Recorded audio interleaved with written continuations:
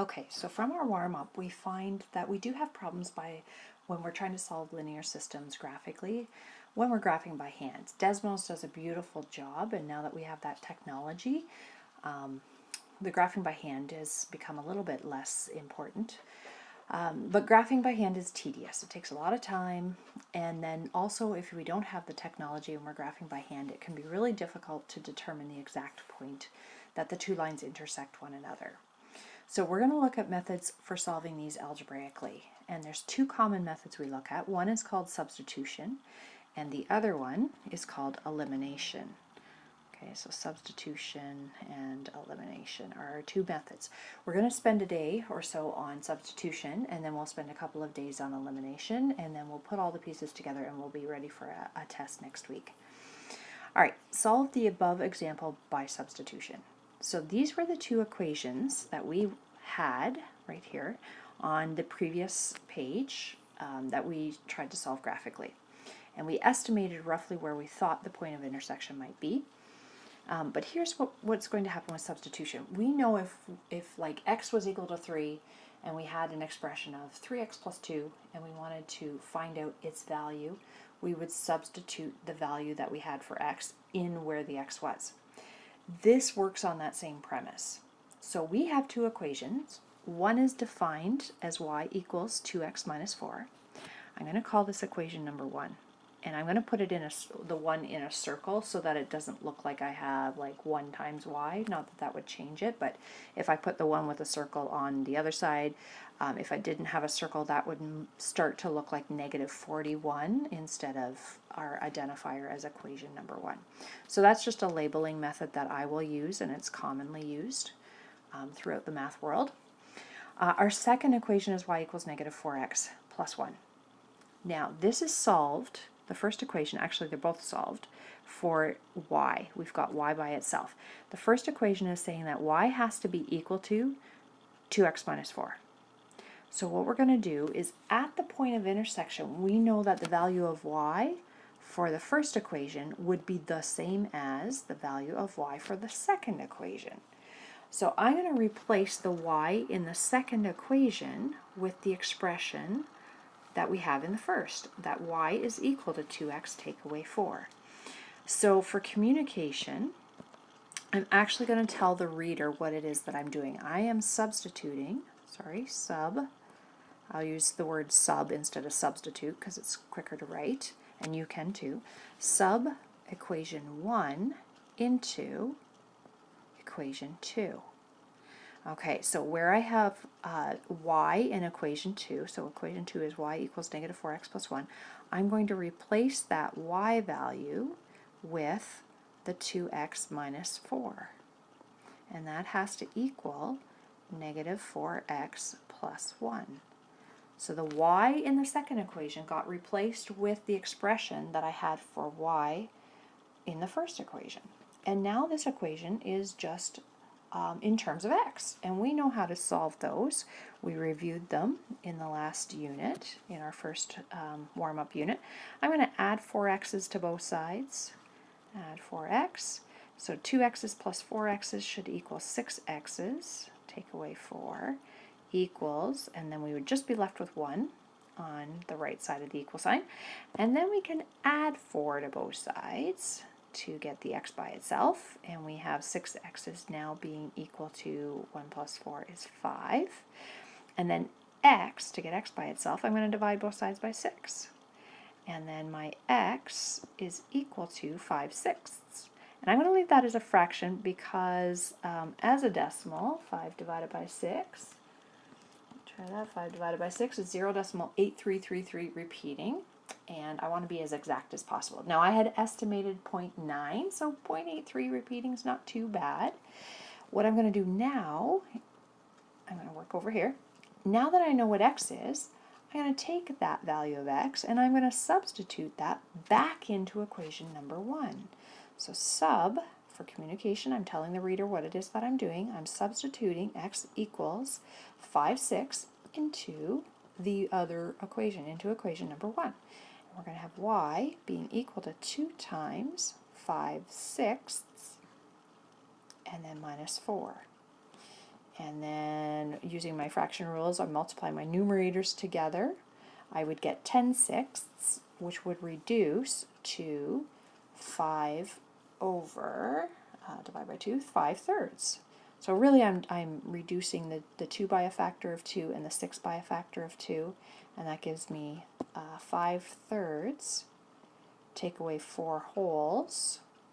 And again, you've got technology, you've got your calculators, you can use your fraction buttons on here, but I'm going to do the old school method because I'm old, and this is what I do.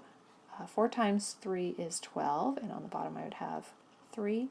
So I've got my common denominator, 5/3, take away 12/3, so I've got 5, and I'm taking 12 away, and I get -7/3.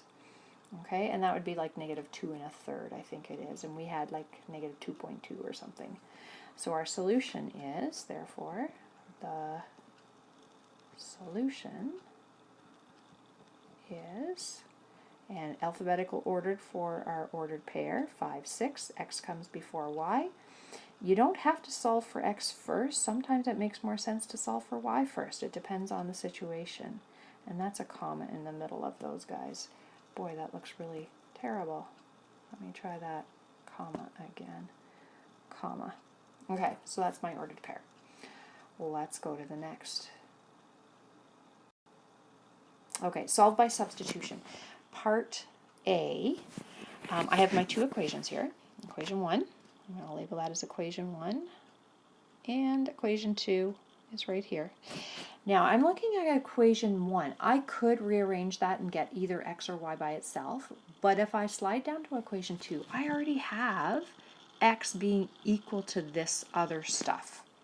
So for this one, the most efficient way would be to take equation 2 and sub that expression for x into x in equation number 1. So we're going to sub the x equals 5 minus 2y, x equals 5 minus 2y, into, so that is equation 2, into equation number 1. Okay, so where I have the x in equation 1, that's going to get replaced by what x is equal to. Okay, so that's going to go, that 5 minus 2y is going to go in place of the x in equation number 1. So 5 minus 2y plus 3y, so the rest of the equation still stays there, equals 1. Collect like terms, I've got 5 plus y equaling 1. And I could subtract 5 from both sides, and I get y. I bought a new stylus, but it is from the dollar store, and it is acting like it's from the dollar store. It was not worth the $2.50 that I think I paid for it. 1 take away 5 is a -4. I'll have to go and invest in a better one. All right, now we know the y coordinate of the intersection point. We can find the x coordinate. We're going to take that y equals -4, and we're going to sub that back into equation number 2. So we always kind of flip-flop between the equations that we're substituting into. It works better that way. Sometimes you get weird things happening if you don't flip-flop. Okay, sub y equals -4 into equation number 2, and that was x is equal to 5, take away 2 times the y, and I'm going to sub that -4 in its place, in place of the y. And then Bedmus says I have to multiply before I can subtract, so a minus 2 times -4 will end up being adding 8. And then put that into your calculator or use your mental math, and you should get 13 for that. So therefore, actually I think I can write down here, therefore the solution is, and x comes before y, so even though we solved for x last, my x still comes first. We've got 13 comma -4. Okay, part B. I don't have anything solved. I don't have an x equals or a y equals, so our job, before we can do our substitution, equation 1 and equation 2, our job would be to get either x or y by itself in one of the two equations. There is one choice here that is way easier than the rest, And what I suggest strongly is always look for a coefficient of 1 in front of one of your variables. It's going to make it easier to solve for. So we're going to solve equation 1 for x. Okay, so that's why we did the rearranging in the second question on the warm-up. So if I solve for x, I'm going to subtract 3y's from both sides, and I don't have a lot of room, so I'm going to write that up here. So subtract that, subtract from here, and we're going to end up with x being equal to 2 take away 3y. Now this is like the previous equation or question, part A, where I do have an x equals. I'm going to take that x equals 2 minus 3y, and I'm going to replace the x right here in equation number 2 with this 2 minus 3y. So we're going to sub x equals 2 minus 3y into equation number 2. Do not put it into itself. Do not try and sub it back into equation 1. It's going to end up with like 0 equals 0 or something like that, and it doesn't help us get what x is equal to or y. So we should have 2, and then in brackets we're going to replace that x with a 2 take away 3y, add 5y equals 3. And then we expand, we simplify, we solve for y. I'm going to give you a chance to do that. You can put me on pause, and then you can check. Okay, you should have a 4 minus 6, my bad, undo, minus 6y, plus 5y equals 3. Collecting like terms, we have 4 minus y equals 3. I am going to subtract 4 from both sides, minus 4, minus 4. Then I have negative y, minus y equals negative 1. Divide both sides by negative 1, and we have y equals 1. So we now have the y coordinate. I'm going to take a sub, that y equals 1 into, so that all came from equation number 2. So last time I subbed it into 2, I'm going to sub that back into equation 1. And in fact, I'm going to sub it into my already solved version of that. So x is equal to 2 take away 3 times the y, which is 1. So x equals 2 take away 3 times 1, which is equal to 2 take away 3, which is equal to negative 1. So my solution will be, the solution is, the x coordinate is negative 1, and the y coordinate was positive 1.